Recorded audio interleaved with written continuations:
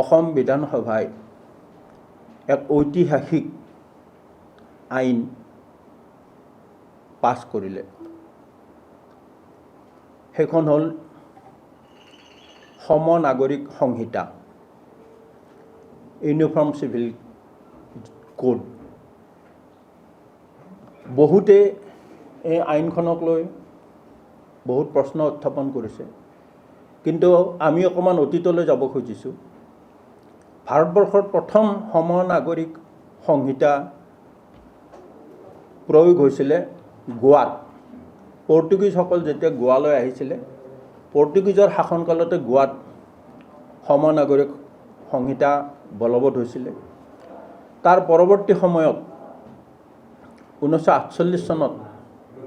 সংবিধান সভাটো, ভাৰতবৰ্ষৰ যি স্বাধীনতাৰ পিছত সংবিধান গ্ৰহণ কৰাৰ কাৰণে যি সংবিধান প্ৰণেতা যিসকল আছিলে, ডক্টৰ ভীমৰাও আম্বেদকাৰ আছিলে তাৰ মুখ্য ব্যক্তি। আৰু ভীমৰাও আম্বেদকাৰ যি নিজে বিচাৰিছিলে যে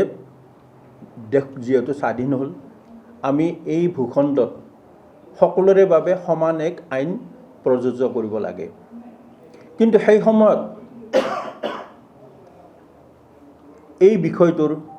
কেইবাগৰাকীও অন্য ধৰ্মাৱলম্বী লোকে তাৰ বিৰোধিতা কৰিছিল। গতিকে সেই সময়ত সম নাগৰিক সংহিতাৰ বিষয়টো যদিও সংবিধানত স্থান নাপালে, সংবিধানৰ 4ৰ্থ খণ্ডত part 4 of the Indian constitution article 44ৰ যোগেদি, য'ত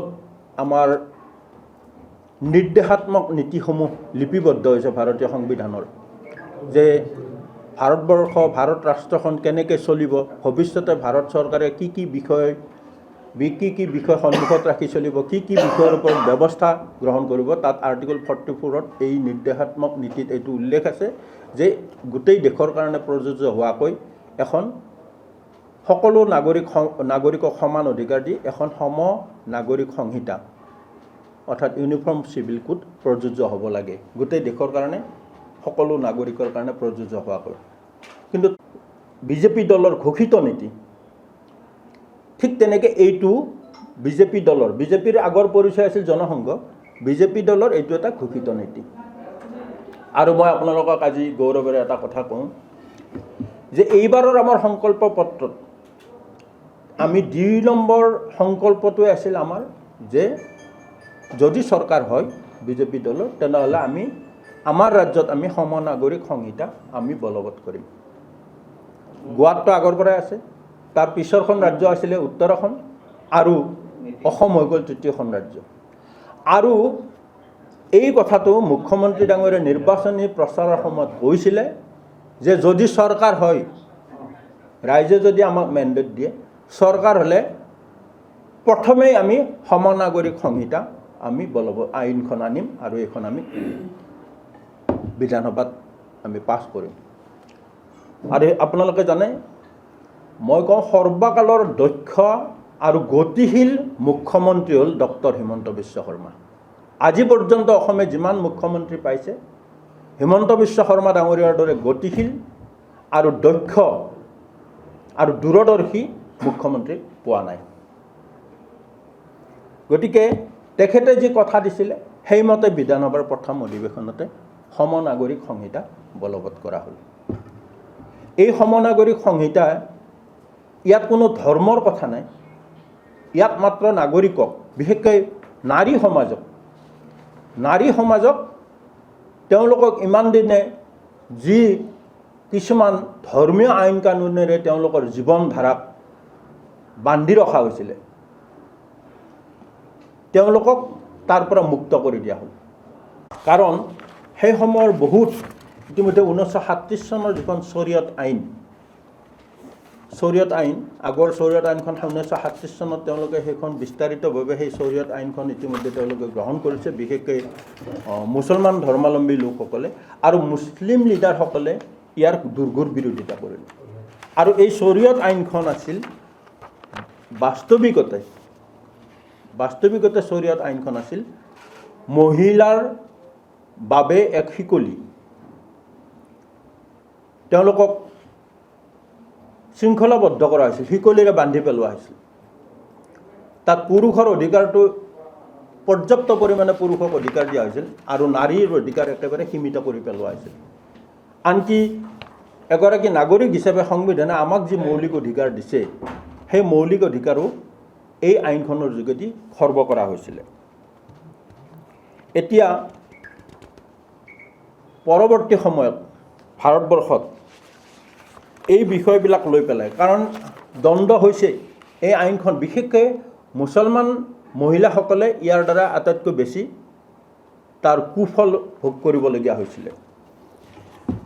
সেইকাৰণে আমাৰ চৰকাৰে সকলো নাগৰিকে সকলো মহিলাই যাতে সমান অধিকাৰ পায় আৰু সকলো পুৰুষ নাৰীৰ যাতে কোনো বিভাজন নাথাকে সেইকাৰণে নিজাববীয়াকৈ আমাৰ চৰকাৰে যোৱা বিধানসভাত সম নাগৰিক সংহিতা গ্ৰহণ কৰিছে এই সম নাগৰিক সংহিতাত ইতিমধ্যে গম পাইছে আপোনালোকেও গম পায় আৰু কাকত পত্ৰ ওলাই গৈছে এই সম নাগৰিক সংহিতাৰ যোগেদি বহুবিবাহ আৰু দ্বিতীয় বিবাহ নিষিদ্ধ কৰা হৈছে তাৰপিছত আপোনাৰ লিভ ইন ৰিলেশ্যনশ্বিপৰ ক্ষেত্ৰত কঠোৰ বাধ্যবাধকতা অনা হৈছে সম্পত্তিৰ ক্ষেত্ৰত ল'ৰা ছোৱালীৰ সমান অধিকাৰ সুনিশ্চিত কৰা হৈছে গতিকে ইয়াৰ যোগেদি মহিলাসকলক যথেষ্ট পৰিমাণে অধিকাৰ দিয়া হৈছে কিন্তু বিশেষকৈ মুছলমান সম্প্ৰদায়ৰ লোকসকলে সেইটো নিবিচাৰে পুৰুষসকলে সেইটো নিবিচাৰে আজি এই সম নাগৰিক সংহিতাক আমি দেখিছোঁ বহুত ঠাইত মুছলিম মহিলাসকলে আদৰি লৈছে মানে তেওঁলোকে অনুভৱ কৰিছে আজিৰ পৰাহে আমি আচলতে প্ৰকৃততে আমি এতিয়াহে স্বাধীন হ'লোঁ নহ'লে আগতে কিমান কঠোৰ আছিলে 3বাৰ তালাক ক'লে বিচ্ছেদ ভৰণ পোষণৰ দায়িত্ব তেওঁলোকৰ বিয়াৰ সময়ত তেওঁলোকৰ কেইটামান হেৰি কৰায় মানে তেওঁলোকৰ বিয়াৰ সময়ত বেলেগ একো এগ্ৰিমেণ্ট নহয় তেওঁলোকৰতো যিটো নিকাহ হয় নিকাহৰ সময়ত তেওঁলোকৰ এটা কবুল কৰিব লাগে কবুল মানে কি এটা চুক্তি তেওঁলোকৰ সেই চুক্তিত কি হয় তাতে আপোনাৰ সেই মোহৰানা বুলি এটা হেৰি থাকে তাৰমানে কি হয় যদি বিয়াৰ প্ৰাক মুহূৰ্তত সকলো মানুহে সাধাৰণতে দুইটাৰ মাজত এটা বুজাবুজি হয় ভাল পোৱা হয় বিয়া হ'ম গতিকে এটা একেবাৰে ন্যূনতম যদি মই কিবা কাৰণত মানে তালাক দিয়া তুমি মোক কিমান দিবা মই 5 টকা দিম মই 10 টকা দিম মানে বিয়াটো হৈছে ফূৰ্তি সেইটো এটা আনুষ্ঠানিকতা হিচাপে থাকে কিন্তু সঁচা হৈছে যেতিয়া এগৰাকী মহিলাক তালাক দিয়ে সেই মহিলাগৰাকীয়ে প্ৰকৃত ভৰণ পোষণৰ পৰা বঞ্চিত হৈ যায় কাৰণ তেওঁৰ সেই যিটো মোহৰানাৰ মূল্যটোৱে সেইটো লৈ পেলাই 1985 চনত এটা